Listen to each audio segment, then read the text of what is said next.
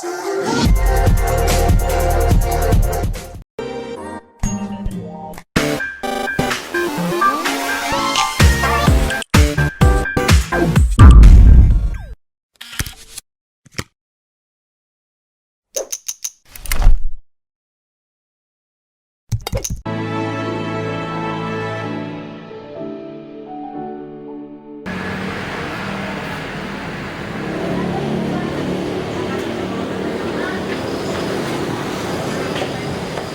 malam Mbak, perkenalkan saya di Kota Bella, saya PTK di Botik ini, ada yang bisa saya bantu? Saya mau menentukan resep dari dokter yang dari pagi. Oh iya, silakan tunggu dulu ya Mbak, saya ambil dulu obatnya.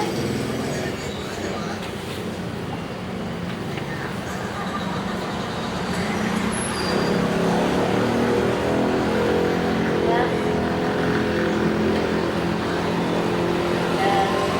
Kalau boleh tahu, ini obatnya. Kalau boleh tahu, Mbak malam ini sibuk atau tidak? Saya sibuk. Kenapa ya Mbak? Bisa saya minta waktunya Mbak 5 sampai 10 menit Apa ya? Kalau boleh tahu. untuk melakukan konseling di sini. Dilakukan konseling untuk setiap pasien atau yang kemudian berobat. Bisa ikut ke ruangan saya supaya konselingnya lebih nyaman. Iya. Ayo kita ke sana.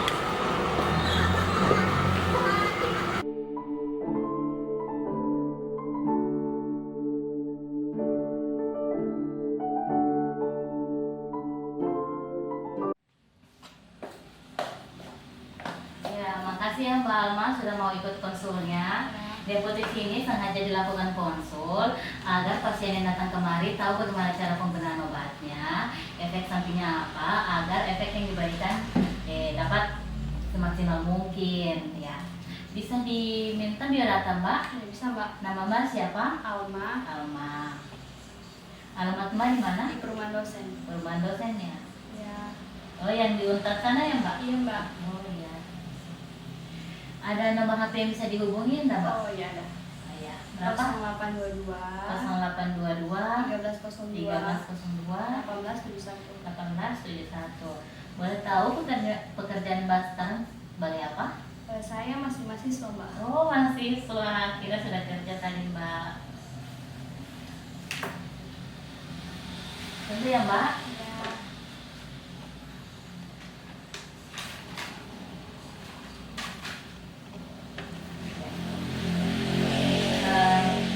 Boleh tahu pada saat Mbak ke dokter apa saja yang disampaikan dokter mengenai terkait dengan penyakit Mbak? Saya ke dokter tadi dan dokter hanya mengatakan bahwa saya menderita penyakit asam urat. Tapi dokter tidak memberikan bagaimana untuk apa obat ini diberikan kepada saya dan bagaimana cara pakainya. Oh, berarti dokter belum memberitahukan obat-obat yang digunakan oleh Mbak dan cara pakainya bagaimana ya? Iya, seingat saya belum Mbak. Dokter hanya memeriksa dan mengatakan bahwa saya terkena asam urat. Oh, begitu. Nah, apakah Bapak baru pertama kali ini ke dokter untuk konsultasi mengenai asam uratnya, untuk pemeriksaan asam uratnya? Iya Mbak, baru pertama kali. Pertama. Oh, begitu. Mbak sudah berapa lama menderita penyakit asam uratnya atau merasakan sakit-sakit gitu? Saya baru merasakan sakit sejak 3 hari yang lalu Mbak. Sejak 3 hari yang lalu, berarti belum lama ya Mbak? Belum lama. Biasanya untuk pasien asam urat itu merasakan kesakitan pada bagian sendi dan pergelangan tangan. Apakah Mbak merasakan hal yang sama? Iya Mbak, biasa sering sekali saya merasakan di bagian lengan, di bagian kaki-kaki, di bagian bawah. Selain di bagian itu, di bagian mana lagi Mbak merasakan sakit? Di bagian tangan, di bagian lengan, di bagian, tapi yang paling sering sih di bagian lengan sama di bagian kaki.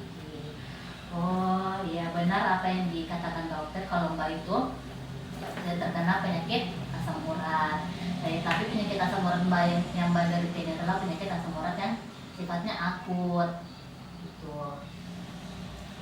Oh, aku tidak mbak. Iya. Dari mana ya mbak bisa tahu kalau saya sudah terkena asam urat yang akut? Di sini terlihat dari apa yang Mbak rasakan, sakit pada bagian pergelangan tangan dan pada bagian sendi. Karena biasanya untuk orang yang menderita asam urat itu merasakan sakit pada bagian itu. Sebenarnya asam urat ini terbagi atas 4. Yang pertama, asam urat yang belum ada gejala klinisnya. Yang kedua, asam urat yang Mbak derita sekarang, asam urat akut. Yang ketiga, asam urat yang gejala klinisnya sudah hilang, tetapi kadar asam uratnya semakin meningkat dalam tubuh. Terus yang keempat itu asam urat kronis, di mana sudah terjadi pembengkakan dan kerusakan pada bagian sendi-sendinya. Oh iya. Gitu. Selain itu, di sini juga terlihat dari resep yang diberikan. Dokter memberikan obat allopurinol dan indomethacin. Ya, di sini allopurinol adalah obat untuk menurunkan kadar asam urat Mbak. Nah, kadar asam uratnya. Lalu indomethacin-nya digunakan untuk menghilangkan rasa nyeri pada sendi Mbak. Ya, di sini dokter menuliskan allopurinol 100 mg, cara pakainya diminum 3 kali sehari setelah makan. Nanti ada efek samping yang Mbak rasakan, itu hanya bagian gatal-gatal pada kulit saja. Untuk allopurinol ya. Terus untuk indomethacin-nya dosis 50 mg, cara pakai diminum 3 kali sehari setelah makan. Ya. Selain itu saya juga melihat di resep ini ada obat anti hipertensi, penurun tekanan darah. Kalau boleh tahu Mbak punya riwayat penyakit tekanan darah tinggi? Oh iya mbak, untuk riwayat tekanan darah tinggi ada. Oh, apakah tadi dokter mengukur tekanan darah Mbak? Kalau saya boleh tahu berapa tekanannya? Oh iya, tadi dokter sempat mengukur tekanan darah dan seingat saya tadi tekanan darah saya itu 130/190. Wah, tinggi sekali ya Mbak. Ya, aduh, harus hati-hati itu Mbak. Harus diturunkan, itu sudah tinggi sekali. Sudah berapa lama Mbak menderita darah tinggi? Sudah sejak setahun yang lalu mbak, ada dikatakan bahwa saya sudah mempunyai riwayat tekanan darah tinggi. Berarti ini sudah pembawaan ya Mbak? Iya mbak. Oh iya. Selama pengobatan darah tinggi sebelumnya, apakah obat yang diberikan kepada Mbak Alma dari dokter? Kalau untuk dokter, sampai sejauh ini dokter sering memberikan saya hidrokhlorothiazid mbak. Memangnya kenapa ya? Oh, dokter kali ini mengganti obatnya Mbak, hidrokhlorothiazid dengan propanolol. Oh, diganti ya mbak. Iya. Kalau boleh tahu, penggantian obat ini tidak akan memberikan efek samping yang lain pada saya atau bagaimana ya mbak? Bisa dijelaskan? Ya, begini Mbak Alma, obat HCT itu memang baik dan efektif untuk penderita hipertensi. Nah, tapi di sini diganti karena obat HCT itu tidak baik untuk penderita asam urat. Kemarin Mbak dikasihkan obat HCT itu karena Mbak belum menderita asam uratnya. Nah, jika HCT itu digunakan oleh penderita asam urat, maka HCT itu akan menghambat pengeluaran asam urat yang dari tubuh Mbak Alma. Oh iya. Gitu. Dan itu otomatis akan memperparah penyakit Mbak Alma nantinya. Jadi makanya dokter menggantinya dengan propanolol, karena propanolol ini efektif dan aman untuk penderita hipertensi sekaligus dengan penderita asam urat. Oh iya baik. Nah, iya Pak.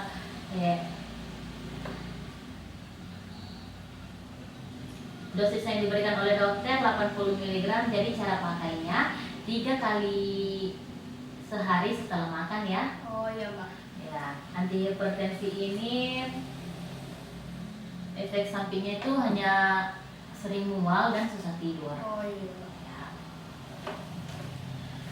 Oh iya Mbak, saya boleh tahu tidak tentang pola hidup Mbak bagaimana? Untuk pola hidup yang seperti apa ya mbak? Ya, makanan atau apa ya? Ya seperti makan, ya makan apa yang sering dimakan, Oh, minum, kalau sering olahraga atau bagaimana? Oh, kalau untuk makanan, saya sering sekali mengkonsumsi makanan yang mengandung seafood dan saya suka sekali mengkonsumsi emping mbak. Terus kalau untuk olahraga jarang sih, soalnya kan sibuk dengan aktivitas di kampus, jadi olahraganya ya jarang sekali Mbak. Begini Mbak, maaf sebelumnya ya. Kalau menurut saya untuk kesehatan balita sebaiknya Mbak mengurangi atau menghentikan makan makanan seafood atau emping-emping kayak begitu. Soalnya makanan itu dapat memacu tingginya kadar asam urat Mbak. Oh Ya, nanti akan bahaya pada asam uratnya kalau semakin meningkat. Ya, terus kalau bisa diluangkanlah waktu untuk olahraga sebentar saja. Sehari 10 menit untuk gerak-gerakan badan itu baik kok Mbak. Untuk jantung, untuk urat, untuk otot, untuk sendi semuanya baik. Untuk tulang-tulang. Jadi kita rileks setiap harinya. Ya, asam uratnya juga tidak sendi-sendinya juga tidak kaku gara-gara asam uratnya. Jadi lebih baik ya menurut saya Mbak harus luangkan waktu untuk berolahraga dan mengurangi makanan-makanan yang Mbak sebutkan tadi. Itu dapat memacu asam uratnya nanti. Apakah Mbak sering meminum alkohol? Oh, kalau untuk alkohol tidak Mbak, kan tidak mengkonsumsi alkohol. Oh, berarti hipertensinya ini ya bawaan ya? Iya Mbak. Iya. Sebelumnya saya ingin memberitahu bahwa jika kondisi Mbak sudah membaik, Mbak bisa periksa kadar asam uratnya di laboratorium. Karena dikhawatirkan akan memasuki tahap ketiga yang lebih parah seperti yang saya jelaskan tadi pada awalnya. Ya, kalau begitu, Mbak Alma bisa ulangi penjelasan obat yang saya berikan tadi dan bagaimana cara pakai obatnya agar terhindar hal-hal yang tidak diinginkan nantinya.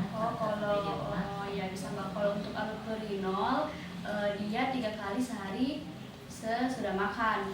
Dan kalau untuk indometacin juga 3 kali sehari sebelum makan, setelah makan.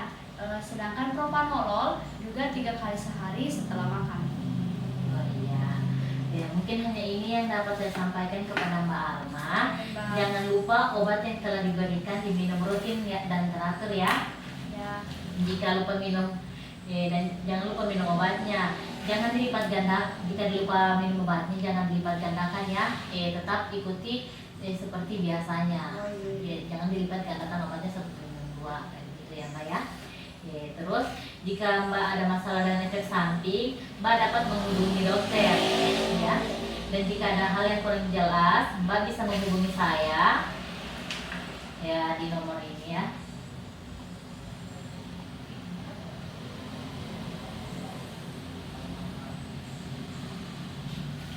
Di nomor ini ya Mbak. Masih ada yang kurang jelas? Saya rasa sudah cukup jelas Mbak. Oh iya, ini obatnya. Oh, iya. Semoga lekas sembuh ya Mbak. Terima kasih Mbak. Ya, sama-sama Mbak Alma.